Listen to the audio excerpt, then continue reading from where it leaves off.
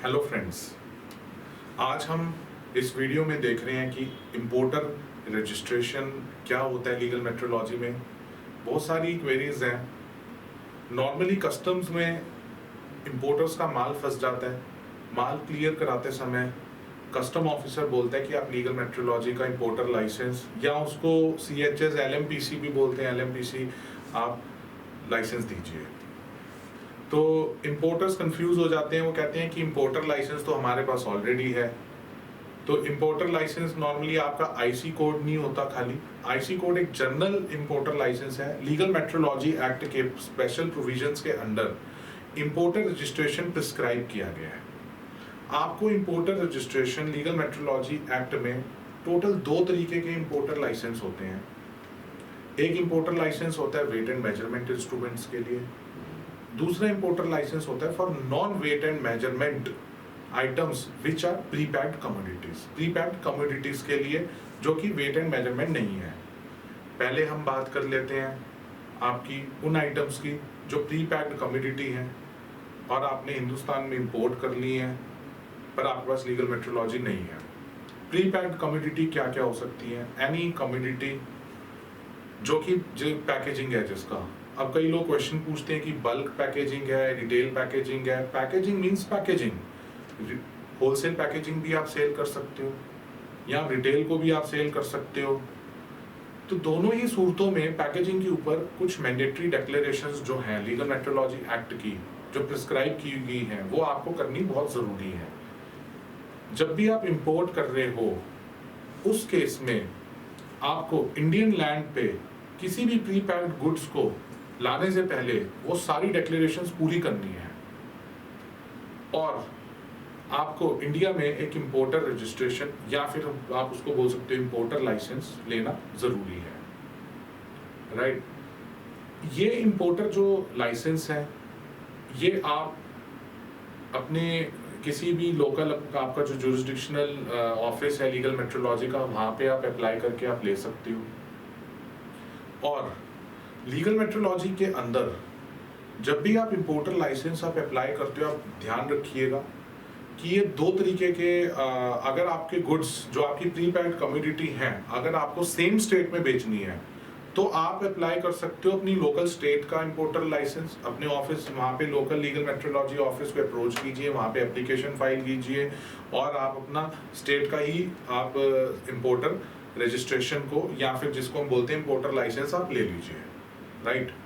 और अगर आपको मोर देन 1 स्टेट अगर आपको अपनी प्री पैक्ड कमोडिटी जो आप इंपोर्ट कर रहे हो और आपको मोर देन 1 स्टेट अगर आपको सेल करनी है तो आप इंपोर्टर लाइसेंस आपको लेना होगा, आपको सेंट्रल का अप्लाई करना होगा, सेंट्रल गवर्नमेंट का, राइट। ऐसा क्यों है? स्टेट गवर्नमेंट और सेंट्रल गवर्नमेंट का क्या कंफ्यूजन है, क्या डिफरेंस है, ये भी मैं आपको बता दूं। जो कि लीगल मेट्रोलॉजी का जो लॉ है ये कंज्यूमर अफेयर्स का मैटर है। कंज्यूमर अफेयर्स के जो भी मैटर है ये matter basically constitution of India में कॉन्करेंट लिस्ट में आता है। इसमें स्टेट के भी अपने कुछ राइट्स हैं, सेंट्रल गवर्नमेंट के भी कुछ अपने राइट्स हैं। दोनों ही गवर्नमेंट्स अपने रिस्पेक्टिव लॉज को इनेक्ट कर सकती हैं, बना सकती हैं।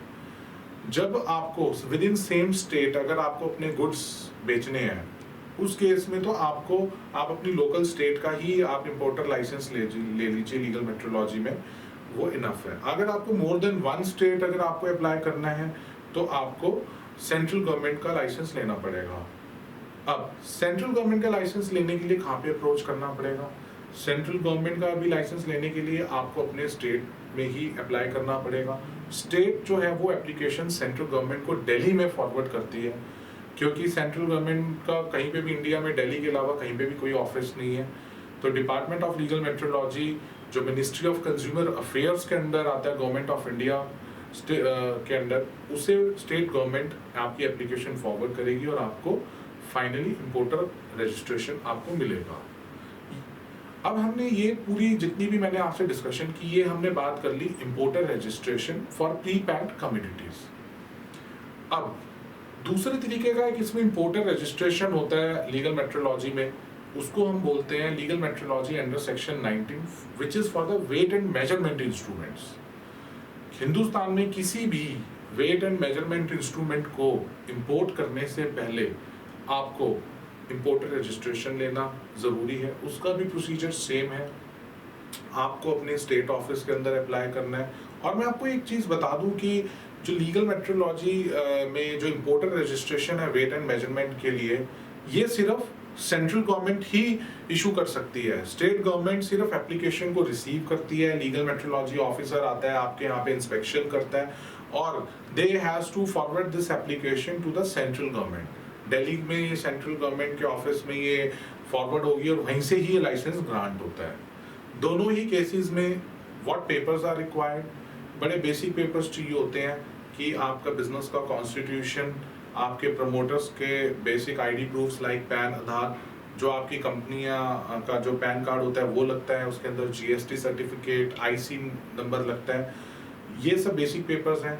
और अगर आप ये दोनों ही लाइसेंसेस के केस में कॉमन पेपर्स हैं, पर अगर आप इंपोर्टर रजिस्ट्रेशन ले रहे हो for wait and measurement items, उस केस में आपको 2-3 पेपर्स कुछ एक्स्ट्रा लगते हैं। जैसे कि जो भी आप वेट एंड मेजरिंग आइटम मंगा रहे हो हिंदुस्तान के बाहर से, आपको उस ओरिजिनल मैन्युफैक्चरर से कुछ आपको एनओसी लेनी पड़ती है और आपको एक अंडरटेकिंग सबमिट करनी पड़ती है गवर्नमेंट को कि आप जो वेट एंड मेजरमेंट आइटम्स है उसको विदाउट ऑल्टरेशन आप इंडिया में इंपोर्ट करके सेल करोगे।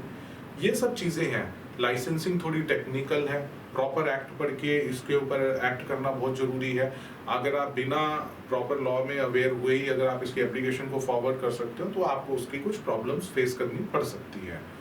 तो अगर आपके पास 2 ऑप्शंस हैं, या फिर आप एक्ट को पढ़ सकते हो या अपने लोकल एक्सपर्ट्स की या किसी भी लीगल मेट्रोलॉजी लॉयर्स की आप हेल्प ले सकते हो, जो कि आपकी प्रॉपरली एप्लीकेशन को ड्राफ्ट, प्रिपेयर और सारे टेक्निकल पेपर्स को प्रिपेयर करा के आपकी एप्लीकेशन को सक्सेसफुली फॉरवर्ड करवा के आपको लाइसेंस प्रिक्योर करने में हेल्प करें।